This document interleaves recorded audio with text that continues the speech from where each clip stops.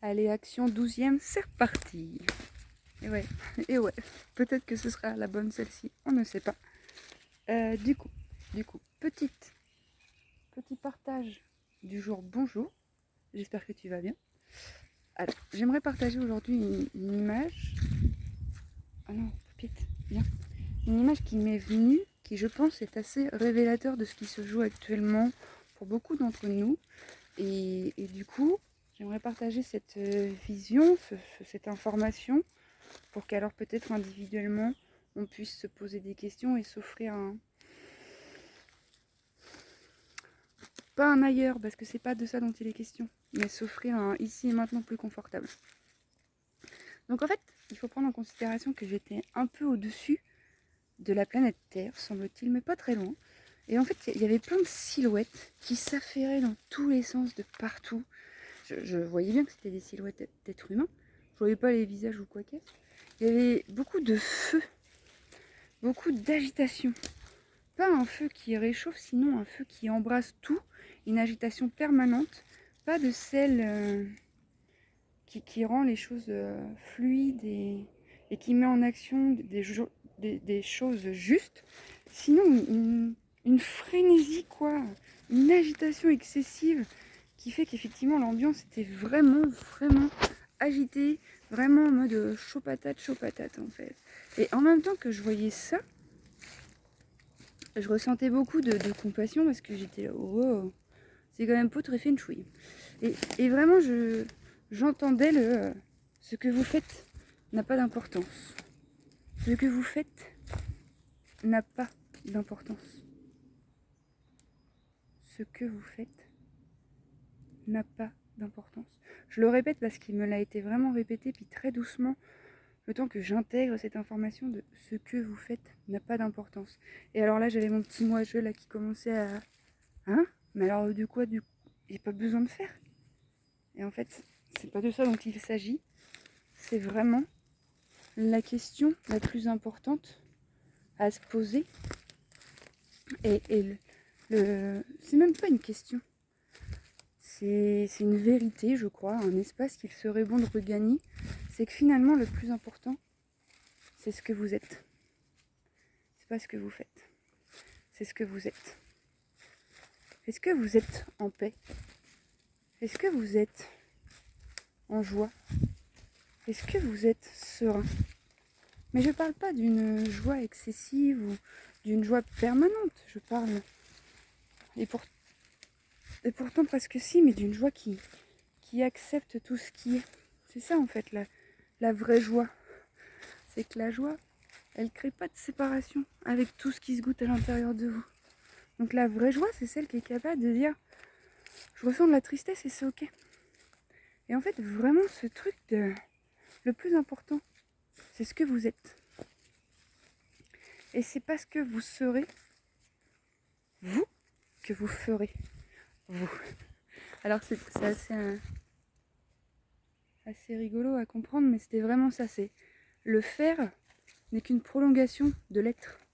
Tu vois, l'être, c'est quelque chose qui se goûte à l'intérieur, et le faire, c'est une forme extérieure qui n'est que la prolongation d'une information intérieure. Tu vois, ton action n'est que la prolongation de qui tu es.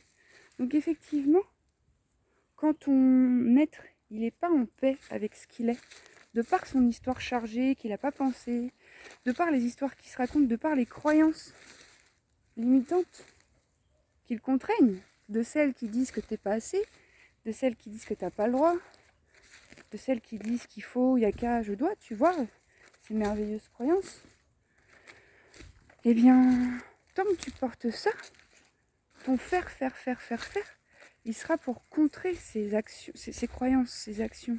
Enfin, ces croyances, pardon, pas ces actions, mais il sera pour contrer ça.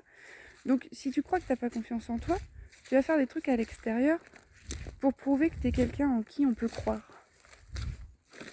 Et du coup, c'est un faire qui est très fatigant, qui est très énergivore, qui est très contraignant, qui est très mortifère et qui est pas très nourrissant.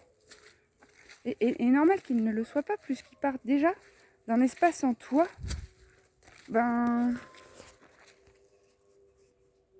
tu t'autorises pas vraiment à être ce que t'es, tu vois. Ne pas avoir confiance en soi, c'est pas un sous-sail. Ça s'apprend la confiance en soi.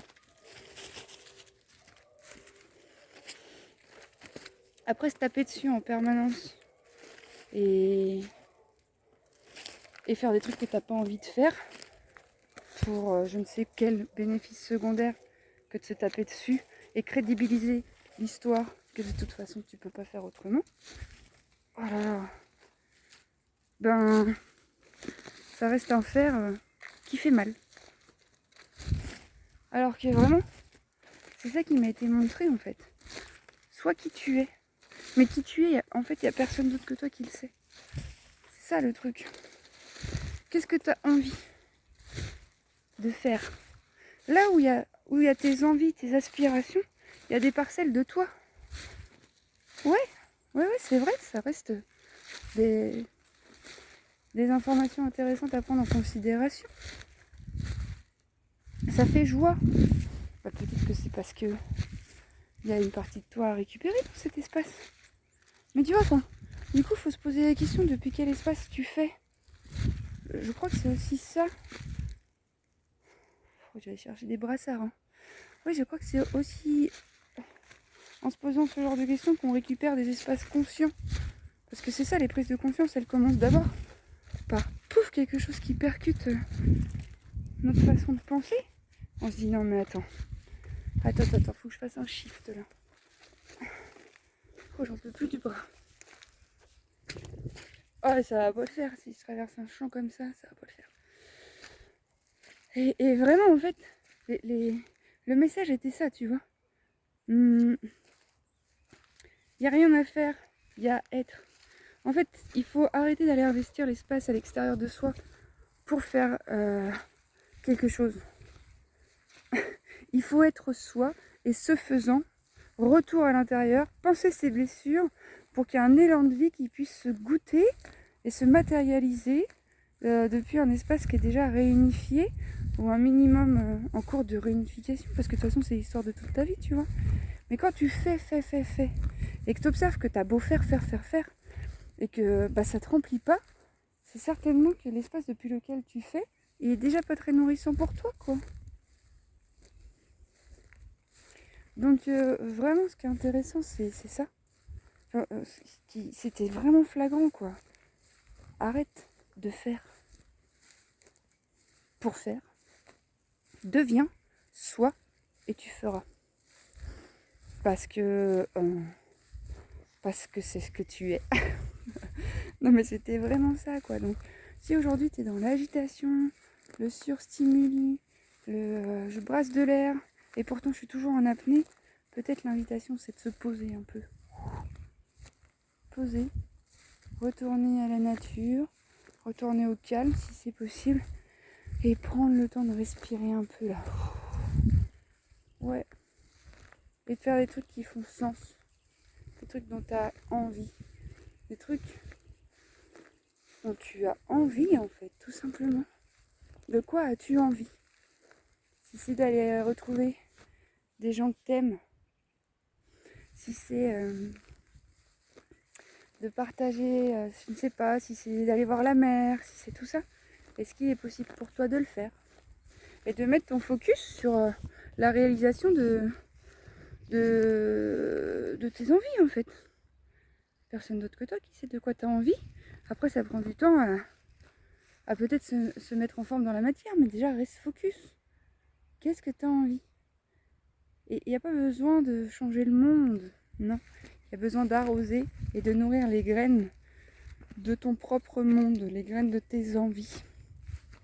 Donc voilà, je crois que c'était vraiment intéressant et important. En tout cas, c'était très agréable à recevoir comme information.